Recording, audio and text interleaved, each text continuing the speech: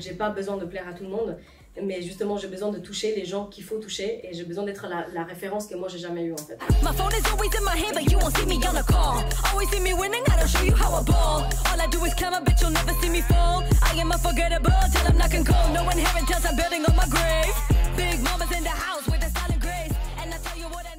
Moi je m'appelle Tracy Dessa, je suis rappeuse, multiculturelle parce que je suis née en Inde, dans une ville qui s'appelle Goa, qui est une ancienne colonie portugaise. Du coup quand j'avais 2 ans, j'ai déménagé au Portugal, j'ai vécu là-bas 1 an, on a fait la demande de la nationalité portugaise avec ma famille. Et après j'ai déménagé en Espagne où j'ai grandi. Et après à mes 18 ans, j'ai déménagé en France, donc en 2011. Et du coup je rappe en 3 langues, en anglais, espagnol, français, donc je mélange tout ça dans mes sons. Et j'ai un projet qui est assez féministe parce que j'ai un master en études de genre. Quand j'ai commencé la musique, j'ai trouvé qu'on n'était pas beaucoup de meufs et donc c'était important pour moi de prendre position et de dire qu'on était là pour tout niquer, même si on était des meufs.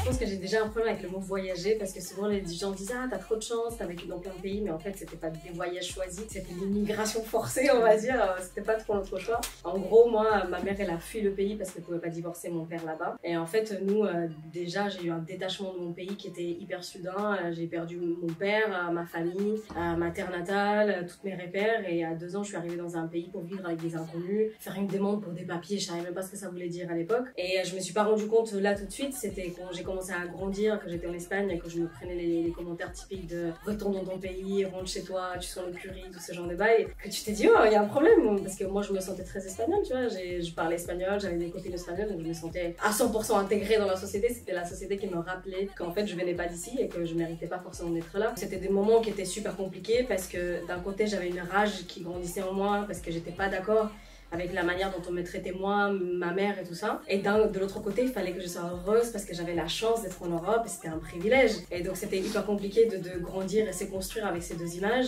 de savoir qui on est en fait dans tout ça parce que moi on m'a toujours dit ouais non mais tu viens d'où, faut que tu choisisses un pays et j'étais là en mode mais en fait j'étais construite de tous ces pays là et je vais pas choisir une culture prédominante. Et je suis une construction, enfin je suis un mosaïque de toutes ces cultures et en fait c'était compliqué de se construire, c'est compliqué de faire la part entre la rage, la chance, aller à l'encontre aussi de certaines traditions qu'il y avait dans ma famille. Moi je venais d'une famille très catholique aussi. En fait en tant que fille, il fallait que j'ai certains rôles et tout ça et donc c'était hyper dur de se détacher, de questionner ça, questionner ma mère, questionner ma famille et aussi se sentir à l'aise avec mes origines parce que comme j'ai pas grandi là-bas, que j'ai pas forcément traîné beaucoup dans les communautés indiennes, en fait à un moment j'ai carrément rejeté la culture. En fait j'ai demandé à ma mère de pas me donner de la nourriture indienne pour aller à l'école parce que mes copains et mes copines disaient que ça sentait bizarre et en fait ils connaissaient pas. Quand ma mère elle mettait des saris ou des salvars, en fait je lui disais qu'elle attirait trop l'attention parce qu'il y avait des gens qui l'arrêtaient dans la rue et donc il y a eu un gros moment de rejet jusqu'au moment où je me suis rendu compte en fait que je pouvais pas nier cette partie de moi, qu'il fallait au contraire que j'aille la découvrir et que j'aille me renseigner, que je puisse apprendre à être fière de ça. Et aujourd'hui, je tourne beaucoup en Inde, je retourne souvent et du coup j'ai fait la paix avec ça. Et aujourd'hui, j'arrive encore plus à mélanger, à me sentir fière de cette culture-là, mais j'ai encore beaucoup de choses à apprendre. Je pense qu'au début, il y avait beaucoup cette rage, cette colère qui sortait parce que j'avais jamais eu d'autres moyens d'expression. Moi, je suis rentrée dans le monde du hip-hop grâce à la danse, donc j'étais danseuse, donc il y avait déjà une façon de sortir ma haine corporellement, mais j'avais jamais vraiment mis des mots sur ce que j'avais vécu. Et quand j'ai commencé à rapper, ça m'a débloqué beaucoup de choses parce qu'enfin j'ai compris d'où venait cette rage et pourquoi je me sentais comme ça. Et en fait, au fur et à mesure que j'écrivais, j'avais l'impression de faire un peu de la thérapie parce que j'étais en mode oh mon dieu, mais moi je ressens ça. En fait, il y a plein de choses que mon inconscient faisait sortir, que ma conscience n'avait pas encore capté et intégré. Au début, c'était beaucoup de rage, de colère, de prouver que je méritais d'être là. J'ai cherché beaucoup la validation des gens parce que du coup, la validation que j'avais pas eu dans la société, je la cherchais dans la musique en fait. Au bout d'un moment, en fait, je me suis rendu compte que je pouvais pas chercher la validation là-bas non plus, que la validation elle dépendait de moi. Il fallait que moi je me valide, que moi je valide mon parcours avant d'attendre ça de la part des autres. Aujourd'hui, quand je commence à écrire, j'ai plus ça. Aujourd'hui, je cherche juste à dire ce qui me vient par la tête en fait. Donc des fois, il va y avoir des questionnements qui sont plus féministes et des fois, il va y avoir des choses par rapport au corps, par rapport à la sexualité, au voyage, par rapport au fait de pas avoir de la batterie sur mon téléphone. Aujourd'hui, en fait, je pars de rien, en fait, je vide un peu mon esprit et par rapport à la prod ou par rapport à des mots qui me titent un peu, je vais commencer à écrire. Mais je pense que j'ai fait le deuil, en fait, sur mon premier album que j'ai sorti en 2019 qui s'appelle Commotion.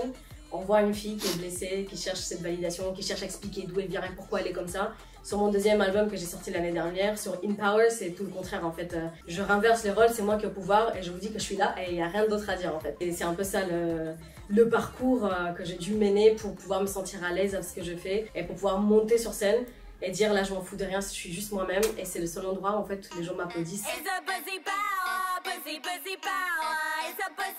Je pense que je me bats encore pour être acceptée dans la culture d'ici, mais en fait je ne cherche plus en fait, et je sais qu'il y a une partie de la communauté qui adore ce que j'ai fait et une partie de la communauté qui déteste ce que je fais en fait. Et c'était un peu le parti pris et le risque que je prenais en touchant des thématiques qui sont encore tabous dans notre culture. Il y a une première phase où en fait moi en tant qu'artiste j'ai jamais vraiment traîné avec les communautés indiennes, même quand j'étais petite et tout. Donc en fait moi j'étais déjà avec les communautés un peu latino, un peu françaises, un peu espagnoles et tout ça. Et en fait c'était des gens qui connaissaient bien le hip-hop. Donc là j'étais intégrée assez facilement et tout. Ensuite quand j'ai commencé à commercialiser mon son, en fait quand j'ai sorti mon premier album, que j'ai contacté plein de médias un peu de partout, j'ai vu qu'il y avait des retours où en fait les gens en Inde ils savaient, les rappeurs savaient qui j'étais, mais ils n'allaient pas forcément soutenir en fait. Il y a eu un premier DJ qui m'a beaucoup relayé là-bas qui s'appelle Spin Doctor. Et en fait c'est lui qui m'a fait rentrer un peu dans la culture du live là-bas. Je suis allée là-bas, j'ai créé mon équipe et maintenant je tourne, j'ai des dates à chaque fois que j'y vais, tous les 3 mois. Je joue dans des gros festivals là-bas en fait, donc mon nom il tourne bien là-bas. Mais après il y a eu un autre côté de la communauté qui m'a découvert sans avoir de contexte, qui m'a découvert un peu sur les réseaux sociaux et qui ont vu comment je parlais de sexualité, que j'avais des photos en soutif. J'avais fait un shooting photo pour une collection de lingerie à l'époque et c'était une designer qui était en Inde, qui était à Delhi et on avait fait les photos ensemble. Et il y avait un gars aussi qui portait un turban.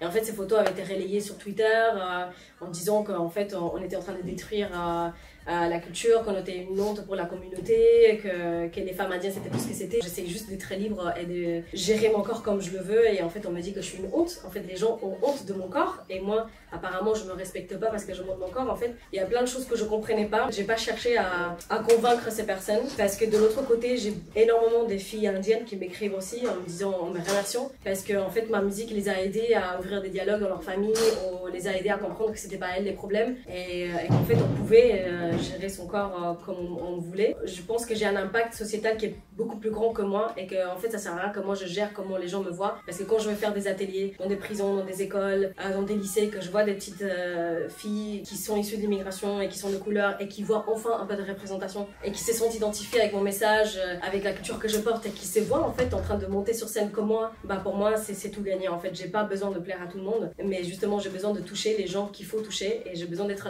la référence que moi j'ai jamais eue encore. Briani. Plutôt agneau. Agneau. Ouais, genre le chakouti qui est fait à base de coco.